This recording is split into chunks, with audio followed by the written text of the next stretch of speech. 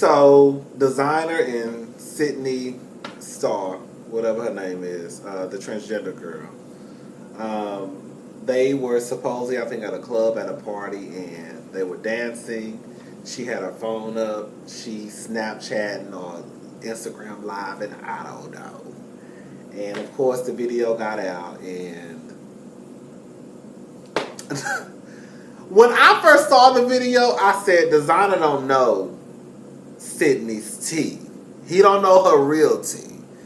I mean, cause let's just cut through all the bullshit.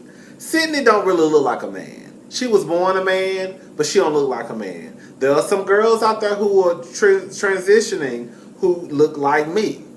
And they say they women. Like, no, girl, you still got facial hair, girl. Like, even without your facial hair, you still got a strong face. But yeah, when I first saw the video, I said he don't know that. He don't know that, she was born a man. He don't know that. And of course, he came out and said he didn't know. Now, some people were like, she should have told him before she started dancing with him. And I see both sides of it.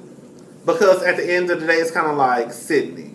Like, you putting yourself in a fucked up situation because he know your face now. And what if y'all just happen to run into each other again, and he drunk and he get pissed off, and because some niggas are ignorant, a lot of y'all black people are ignorant too. I hate to say it, when it comes to LGBTQ issues, a lot of y'all are ignorant. What if he with his homeboys and they look at you as a man? And they say, you know what? That's a nigga who was fucking with Desiigner. Let's whoop his ass. And then they whoop, they whoop her ass. And then the other side, like I was having a conversation with this straight boy at my job. And he was basically saying, he doesn't really know a lot of gay people. But he was basically saying how he felt as though transgender women should basically tell their business to a nigga if a nigga approached them, if a nigga trying to dance with them, if a nigga offered to buy them a drink. And I was like, no. I was like, they don't owe you shit. Like I said, you have to look at it from this point of view. If I was a transgender. If I was a transgender woman and you walked up to me and you trying to talk to me, at that moment, I don't owe you a motherfucking thing.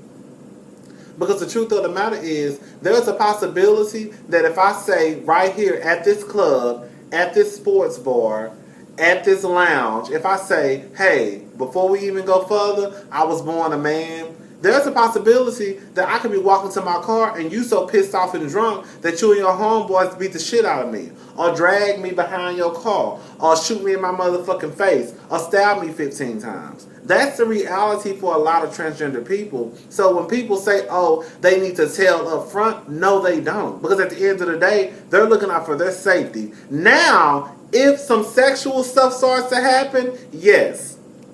A transgender woman or man, they need to say, hey, this is my tea before we do anything. But if nothing sexual has happened, that don't owe y'all motherfuckers a goddamn thing.